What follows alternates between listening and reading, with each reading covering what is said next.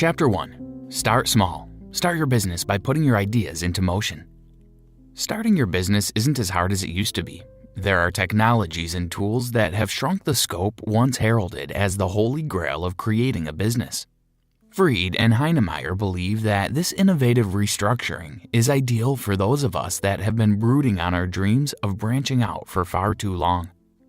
In essence, the excuses you have held onto as your shell of safety from fear is no longer a thing. You do not need to quit your day job before you begin your business. Also, you do not have to have all the money in the world. Start small, squeeze time out to put your ideas into motion. The most important fact is that you identify the core of your business and the problem that is inspiring you to look for a solution. You don't need to make a lot of sacrifices to start your own business. You can keep your day job and most of the savings with the right mindset. For instance, the core of Amazon's business is its seamless shipping procedures, affordable prices, and an extensive book catalog. These cores established Amazon as a powerhouse. We go to them not because they allow us to access books, but because we can get the best offers. In addition, note that your business does not need to conform to the assertion that the bigger, the better. You could start small, remain small, and still find fulfillment. Did you know? Working on one product or service, you should always devise a byproduct. Even if you do not have scraps or sawdust, use your experience and share it in any suitable form with others.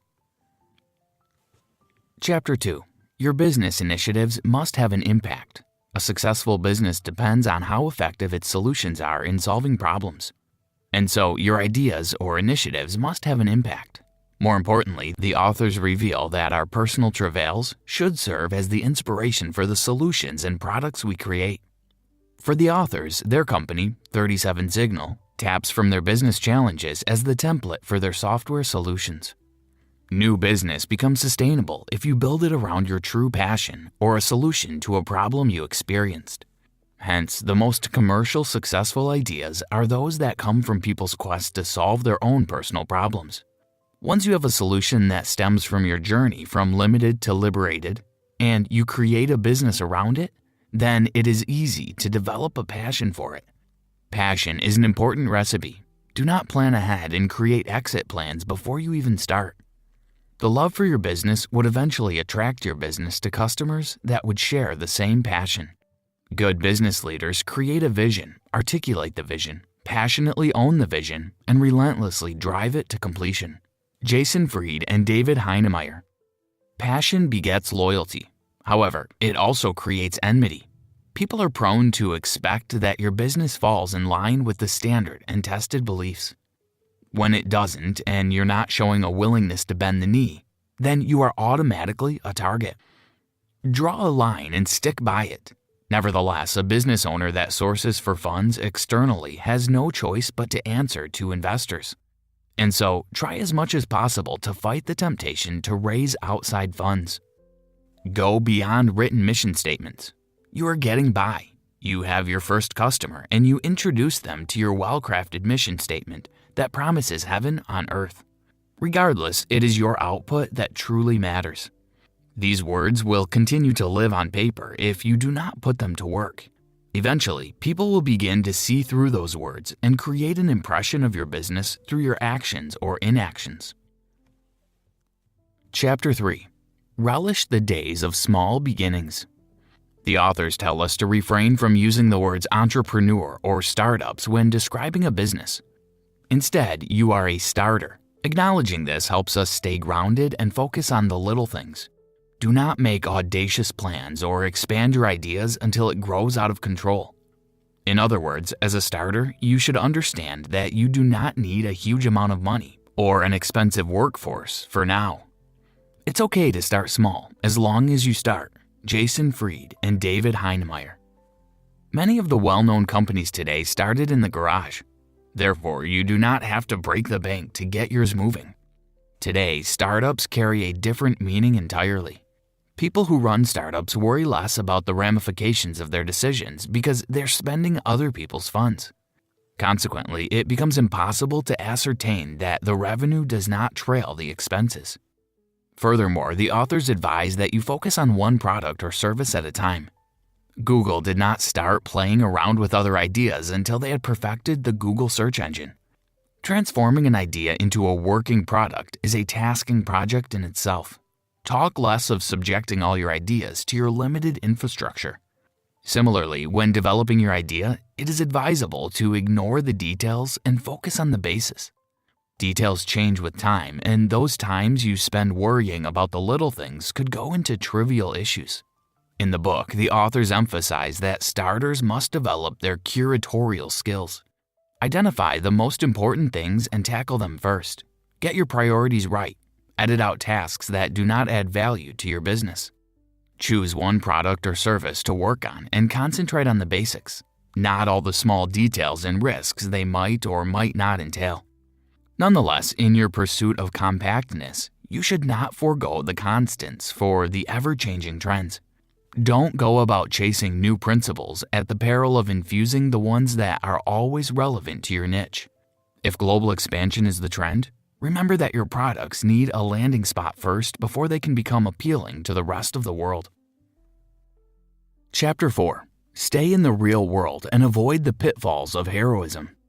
Charts, slides, and graphs are the pitching tools in the business world. No matter the time it takes to get this done, they have to impress the audience at first glance. As such, you should get real with your pitches. Remove abstractions and replace them with practical things. People tend to see things differently, and so abstractions might not convey the message you're trying to pass. Instead, show them a working product, create vivid images of what you are talking about, and drive home your point with real-life examples. When you are in doubt of your current path, do a refresher course on why you started out on this journey in the first place. What was your motivation? Who are you trying to help? Are you going about it all wrong? Are you farther to your goal than when you began? These are questions that will separate your illusions from achievable goals.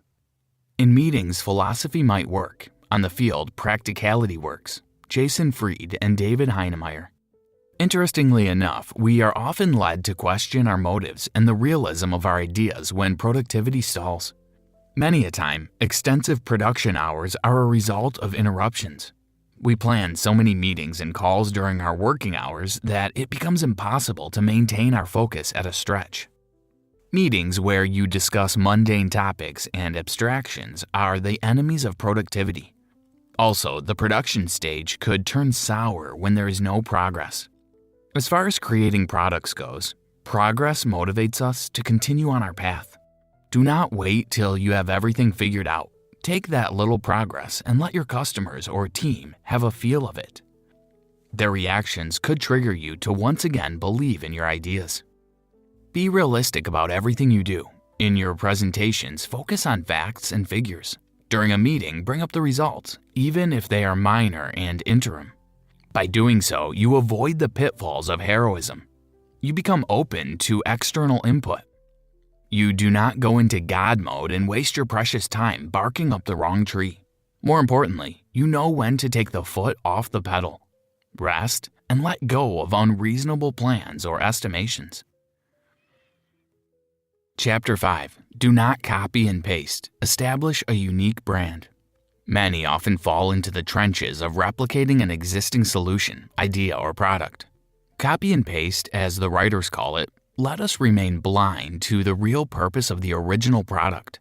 You overlook hidden details that their inventors had intentionally added, and so our own products come out as cheap imitations. The same way you can establish the uniqueness of your brand by infusing distinctive and yet unassuming features. Put your own imprint, a part of you, a principle that ties the brand to you.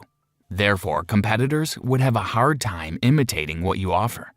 In addition, point out what makes your competitors suck. You will be amazed at how people who feel the same way would come to your side. Remember that it is human nature to gravitate towards like minds. When you walk in distinction, even the photocopying machine can't replicate your unique quality. Jason Fried and David Heinemeier. Steer away from trying to outdo your competitors, though. Rather than go the extra mile to beat their products in terms of features and sizes, you should focus on scaling down products. Simplicity is what sells. In the end, this will teach you to focus on your customer base rather than chasing the wind. Customer service, on the other hand, is a tricky business. Turn a deaf ear to your customers, then you lose them. Say yes to all their wishes, and you are also nearing doom. As such, you have to learn to know when to say no and when to say yes. According to the authors, tweaking your products for a handful of your customers is bad business. Rather, always ensure that your products remain attractive to potential customers. Finding a balance is vital to the survival of your business. Don't be quick to fulfill all of your customers' wishes because they will quickly lose interest. Learn when to say no. Furthermore, deliver products that continue to impress. Avoid spending unnecessary time on external designs or packages. Focus on the core, which customers are going to expect more from after they get bored of how it looks. Did you know? To battle the abstraction and get others to see what you mean, use drawings of the image instead of describing it, and sing a melody instead of saying what it should sound like. Chapter 6. Build your audience. Starting from obscurity is a good thing. It gives you the luxury of making mistakes without the world coming for your credibility as a business owner, inventor, or whatever. You have all the time to get your act together, and you're not afraid of doing you. Embrace obscurity as you might come to resent the pressure that comes with fame. After you emerge from obscurity and you start to find your steps, it is imperative that you start building your audience. These customers are loyalists who go beyond using your product to actually listen to you. They come to your blog and check the new things you are working on, your thoughts on the industry, or the strategies that you believe would disrupt their lives. When you have audiences, you do not need to spend extra time to get people's attention. Your audience's core are loyalists who will be interested not only in your product or service, but anything else you have to say through your communication channels. Hence, out-teaching the competition is relative to outshining them. Many companies do not create a platform where their customers can learn, and so they spend staggering sums to make their brand visible. In contrast, you can create a face for your company by letting your customers see through your business process. Practicing this promotes trust. Your business is no more than just a name, a logo, or a building. They see that you are what you say you are. The establishment and application of core competencies sets a platform for a strong competitive advantage. Jason Fried and David Heinemeier. Unsurprisingly, this contradicts the wash, rinse, repeat marketing formula that has saturated the business space. Instead of doing and saying the same thing, be creative, distinct, and unforgettable. To achieve this, you do not need a marketing department. All your infrastructure and workforce are responsible for marketing. Inspire them to care about the business image. For starters, adopt a hands-on approach to recruitment. Only recruit people when you have had a taste of the responsibilities of the vacant position. Do not base your recruitment on resumes and experience. They sometimes add no value to your business. Chapter 7. Always take responsibility for your business failings. Damage control is your responsibility. Do not assign other people to explain your failings. Your inability to do this will give birth to rumors, a break in communication, or a dent in the burgeoning relationships you share with your customers. Inadvertently, you have created a horde of problems from a simple case of negligence or denial. Sweeping issues under the rug results in problems that counter your brand's image. Use your failure as an opportunity to deepen your customers' trust and strengthen your reputation. Your proactiveness when things go wrong changes the narrative for incompetence to transparency. As such, your failure story should come from the top, reach everyone that cares to listen, and come with apologies to the appropriate quarters. Similarly, turn queries to thank yous by replying to them on time. The average customer would switch their harsh criticism to polite recommendations when they see that you are responsive. A satisfied customer is the best business strategy of all. Jason Fried and David Heinemeier. Also, you must respond to unsatisfactory feedback from your customers with sincere apologies. Make it as personal as you can, and you should not feel the need to oversimplify a complaint. This, however, depends on your business culture. Does your customer relations team take these issues seriously? To ensure that they do, you must create a business culture that encourages them to take their work seriously. However, avoid babying them or bossing them around with policies that stifle their ability to think independently. When you're trying to establish a business culture, steer clear of bureaucracy.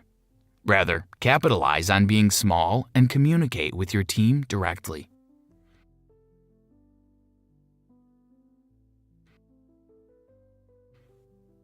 Conclusion.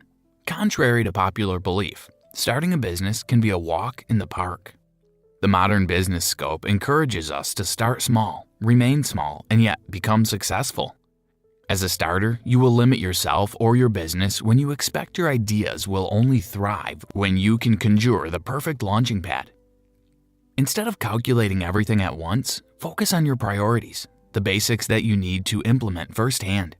You can take care of the small details that surface as you proceed with your operations, but be aware that these may change a lot due to the future's unpredictable nature. Yes, you should make peace with the lack of control you might experience as you work on it, but take it as a normal state of affairs. Your business can be about many things: adding value to the life of others, making a profit for yourself, giving vent to your creativity. Nevertheless, the most successful and sustainable businesses are created around the passion of the owner or a solution they found to the problem they experienced.